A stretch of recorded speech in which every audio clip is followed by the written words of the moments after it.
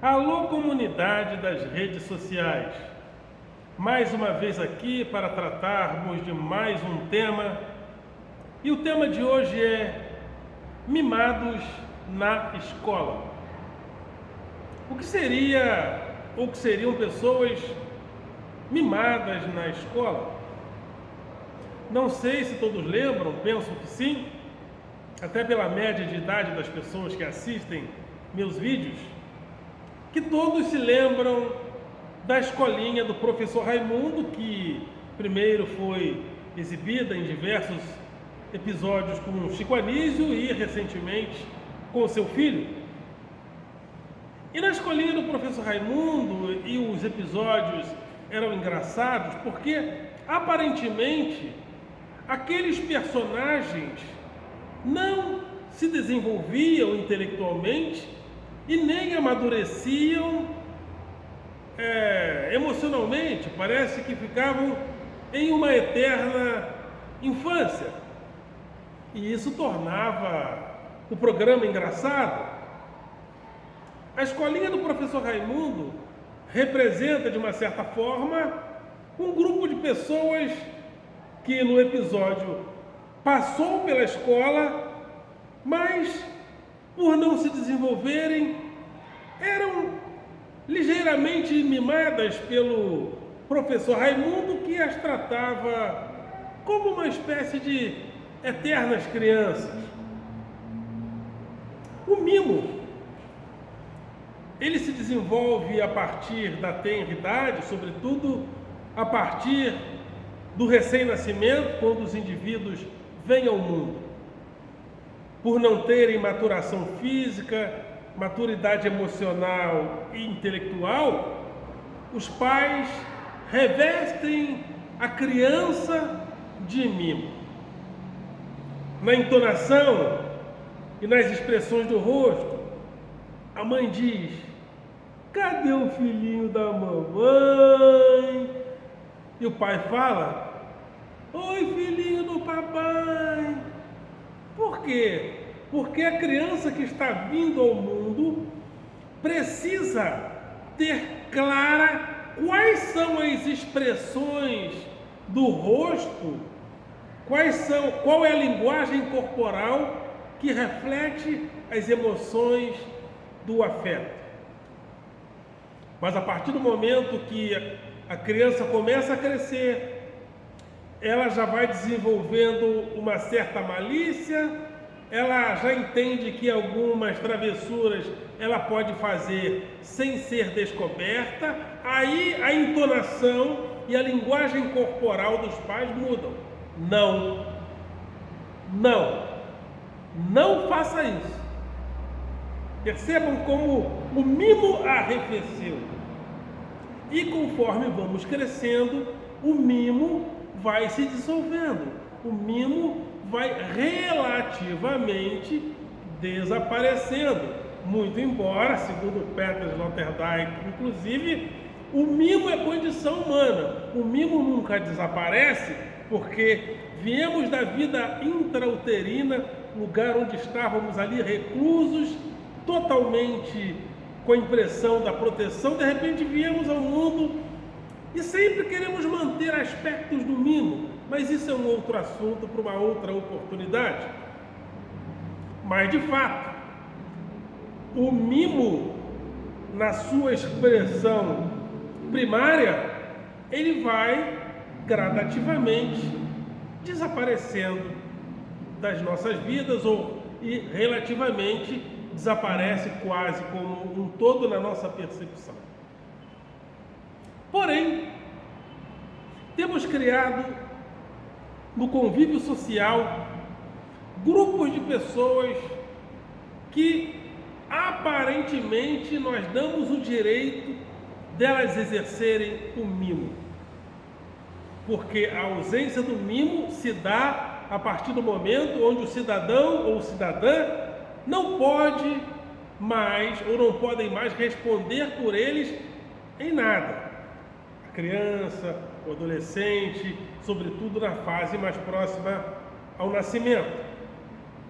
Mas Alguns grupos sociais, eu vou falar aqui especificamente de negros, mulheres e estudantes, por serem vilipendiados socialmente durante muitos anos, parece que quando fazem algumas acusações, não precisam provar.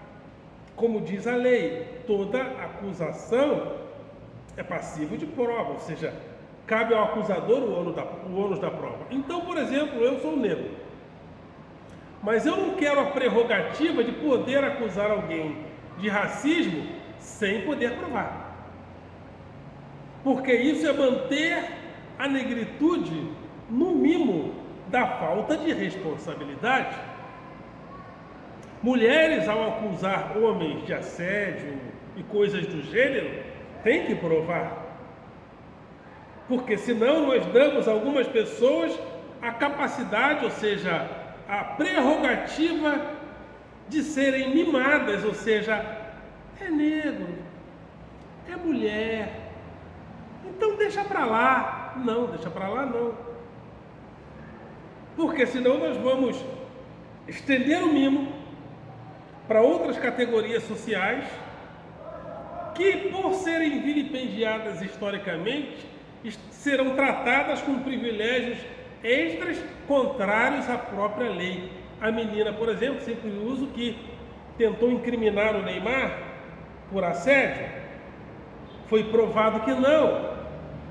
A princípio tentaram cobrar do Neymar a responsabilidade, mas quando provaram que ela que era a vilã, a imprensa não cobrou punições dela. Por quê? Porque é mulher, porque tem útero, porque tem estrogênio, porque tem peitinho. Está errado. Está errado. Isso é estender o mimo para além da infância e adolescência, muito para além da infância. E algo que está acontecendo nas escolas é que nós estamos mimando os alunos para que eles pensem que são prioridade. Ou seja, aquilo que eles precisam, sobretudo na escola pública, é de um aparato público de atendimento à aprendizagem, com toda uma equipe pedagógica preparada, orientada, com infraestrutura, com professores bem pagos, sem que tenha que trabalhar em 13 escolas como eu trabalho. É disso que eles precisam. De um padrão Colégio Pedro II, de um padrão colégio de aplicação, e eu percebo que os meios de comunicação nem falam desses colégios, porque senão os mais pobres vão querer a educação daquele tipo. Cristóvão Buarque, ex-deputado do PDT, ele falou de uma escola, se não me engano, em Santa Catarina, uma escola pública, que o jovem tinha que provar que tinha carências para estudar na escola. E a escola passou a ter um padrão de excelência. O rico entrou na justiça para entrar na escola. Mas nós, da população, do populacho, do povo, nós populares, não entramos na justiça para termos o mesmo padrão do Pedro II, dos colégios de aplicação das universidades federais. Por quê? Porque aquilo que nós precisamos, não recebemos. Mas mimamos o jovem, mimamos o adolescente, mimamos a criança, para que eles pensem que são prioridade. Mimamos os pais dos alunos. E passamos a nos relacionar com os alunos a partir do mimo, onde eles são mimados, sem precisar ter a responsabilidade necessária. Então é só acusar, é só ligar e denunciar. Descobriram que é só ligar e denunciar. Aí, quando há a possibilidade da denúncia, do pai aparecer, nosso Deus, as direções ficam apavoradas. E com razão. Eu não estou tirando a razão. Eu estou dizendo que essa relação de mimo, onde nós mimamos pais de alunos, onde nós mimamos alunos, para que eles pensem que são prioridade, está se voltando contra nós, que estamos apavorados no interior das escolas. Inclusive por várias coisas que vivi, hoje em dia, quando um diretor fala assim, professor, eu queria falar com você depois, aquilo já me dá um sobressalto, porque pode ser uma denúncia. E por que estamos assim? Porque mimamos, para que eles pensem que são prioridades. E essa relação de desconfiança entre alunos e professores é terrível. Minou a relação ensino-aprendizagem. Por quê? Antes de chegar na faculdade, nas universidades, os jovens se relacionam com o professor de acordo com a simpatia que ele tem com o mestre, sobretudo com os mestres. Se nós criamos um ambiente de desconfiança, onde nós dentro das escolas estamos apavorados, porque pode ter denúncia, porque o pai pode chegar, aí nós criamos, ao invés de criar uma comunidade de amigos da escola, criamos uma comunidade de inimigos da escola. E como o aprendizado, com todos os problemas que já temos, como o aprendizado vai se dar de maneira mínima se o ambiente não é mais de amizade em potencial e sim de inimizade em potencial, como no passado? Não tem aprendizagem real, objetiva, aprendizagem profícua assim, porque as crianças e adolescentes ainda não têm maturidade para se relacionar com o ensino, pelo ensino, como nas universidades. Há professores que nós não gostamos nas próprias universidades, mas o conhecimento que ele traz, o que eles trazem é salutar, é aproveitável. Nós criamos esse ambiente de desconfiança e é uma coisa, como nós deixamos as coisas chegarem nesse ponto? A partir de que momento nós nos transformamos? Nós transformamos a escola nessa coisa pedagógica. Antigamente, uma vez eu passei mal na escola e aí as professoras, quando acontecia isso, colocavam a gente no carro dela e levava até em casa. Agora não pode mais. Por quê?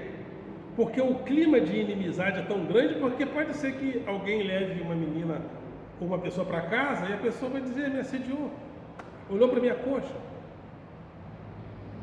E eu não estou dizendo que o professor vá levar, ele deve também se proteger dentro, mas é necessário recuperarmos a amizade em potencial entre professores e alunos, senão a escola vai continuar esse ambiente tóxico que ela se tornou.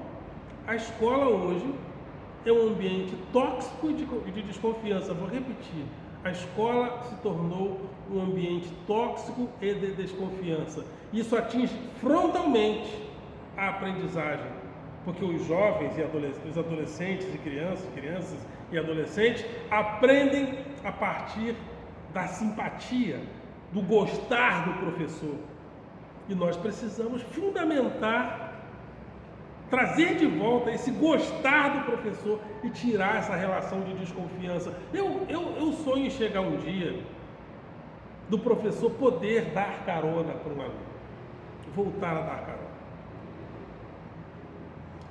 Mas eu sonho com esse dia. Por quê? Porque o professor não só representava a escola, e o professor não só representava a segurança dos alunos, mas ele continua representando. Está provado que o aluno que passa pela escola até os 18 anos, está provado pelo menos para o crime ele não vai, ou seja, a escola proporcionou um ambiente de segurança intelectual necessário, social, intelectual, emocional necessário para que o jovem não vá para o crime. Então, como nós, os agentes da escola, somos pessoas a terem desconfiança de nós,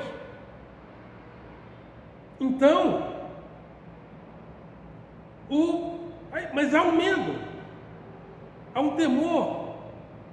Por quê? O professor pensa, as pessoas pensam assim, nós estamos pensando assim: eu dou a carona para uma aluna de um determinado lugar. Ela não chega em casa, ela some, ela não vai para casa, ela vai dar para alguém e fica grávida. Ela estava com quem? Ela estava com o professor. Aí o professor vai responder: sindicância ou processo administrativo. Porque na nossa cabeça adoecida, nós adoecemos, a escola adoeceu. Bom, se ela sumiu, ela estava com quem? Quem deu carona para ele? O professor? Então o professor matou. O professor esquartejou. Ela estava no carro do professor e depois ela saiu do carro do professor e foi dar para alguém. Sei. O professor chegou, passou na rua e falou assim: aí galera, tem uma aluna aqui gostosa pra caralho. Quem quer comer? É você? Então come aqui.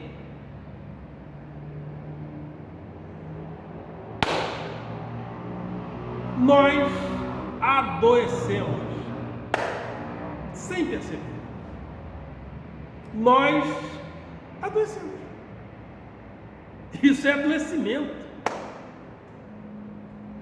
O pânico, a desconfiança que nós construímos na relação escolar é uma coisa pedagógica que nos adoeceu.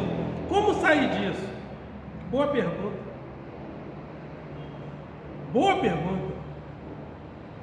Eu tenho proposto que nós façamos anualmente, e tenho aí aberto grupos de WhatsApp para dialogar com os professores, de nós fazermos anualmente encontro de professores para discutirmos a escola. Sem o CEP organizar, nós professores organizamos. Com a participação do CEP, eu respeito muito o CEP, o sindicato dos professores, eles têm um papel muito histórico, muito importante, em conquistas importantes para a gente. Mas os sindicatos têm a pauta deles, que nem sempre é a melhor pauta para o professor. Porque eles, como sindicato, e o sindicato foi vilipendiado historicamente com o neoliberalismo, o sindicato precisa sobreviver como instituição. Então, às vezes, a pauta do sindicato é a sua sobrevivência. E também a pauta dos professores. Então, é importante que o professor se reúna para ter a sua pauta, dialogando com o sindicato, é claro. Mas que o professor se organize e organize eventos para discutir a escola.